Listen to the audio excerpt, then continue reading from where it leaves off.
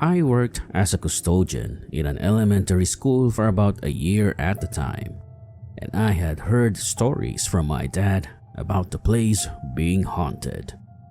He would come home and tell me what the ghost had done that day and how he couldn't wait to see what it did next time. I honestly thought he was just being the goofy dad he is, always telling interesting stories that may or may not have happened. I had never had a true encounter with a ghost before or thought they were real, but I can tell you that I definitely believe in them now. My first ever encounter with a ghost happened as I was turning off the hallway lights for the night. It was around 11:25 p.m. and all the classrooms had been cleaned and ready for the next day. So all that was left was doing security and turning lights off. As I reached the light switches in the front hallway by the library, I heard a little kid giggle.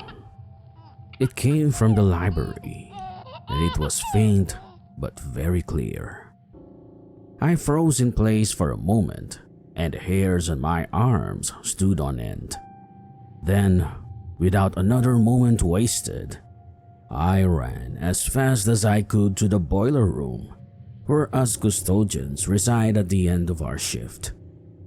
I looked at my other swing shift co-worker and told them what happened.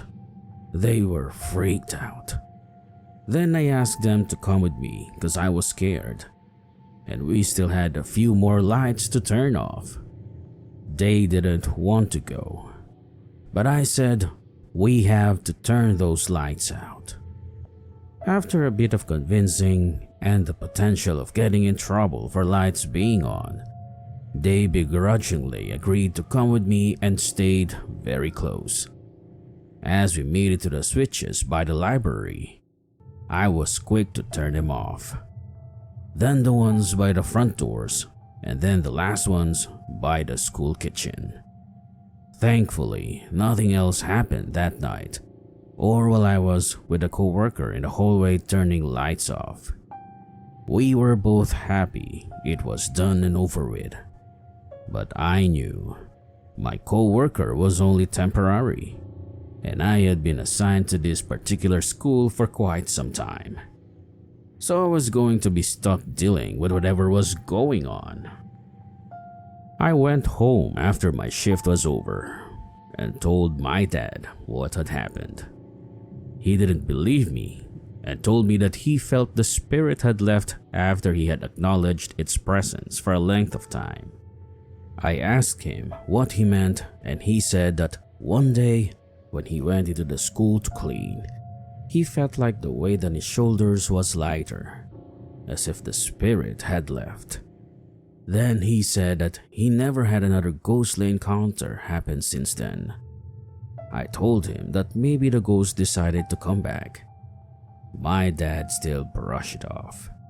Little did he or I know that this was just the beginning to a chain of incidents that happened after my own personal encounter with a ghost boy.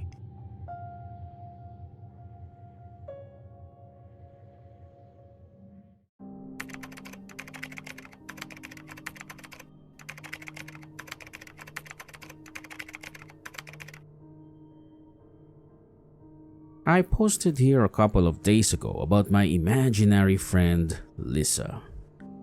I promised I would write again, so here it is. Again, I apologize for my English mistakes that are about to be read by you guys. Last time, I told you how Lisa basically made me some sort of an acolyte pyromaniac. Well, safe to say, after my mom's punishment, which may be frowned upon by other people, which I won't get to, not even Lisa could make me even light a match, let alone play with fire. The second incident with Lisa is as follows. I have many more, but this one came to mind first. She wasn't always trying to harm me or put me in danger. I'm sure sometimes she meant good. After a certain age, I wouldn't see her as I was awakened, but only in my dreams. This happened when I was together with someone who I almost gave up my future with. But I won't spoil it yet. We've been together for like 2 years at this point. I couldn't really open up about everything to them, especially Lisa. She would basically inflict nightmares on me if I spoke to people about her. I was scared to say the least.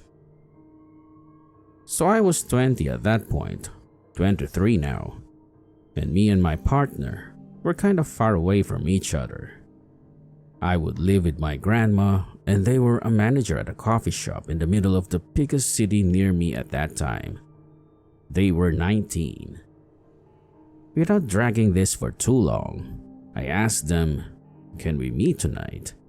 They denied, saying that they were working all evening till 12 a.m.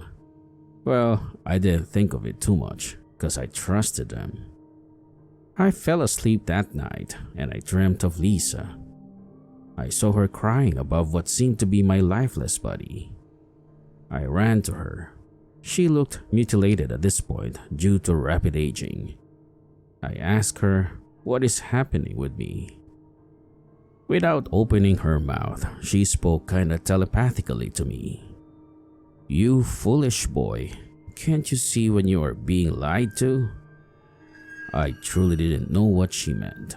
Then I asked, "What do you mean?"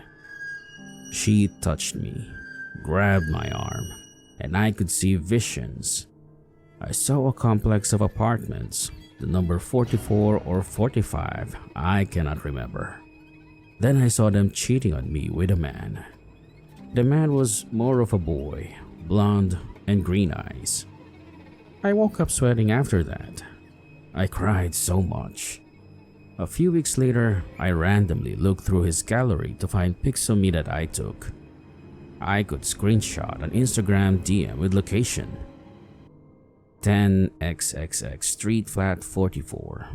The boy I looked on Insta, and he had blonde hair and green eyes. So this is how Lisa showed me basically how I was being cheated on. Thanks, Lisa. You're a boss, wherever you are now.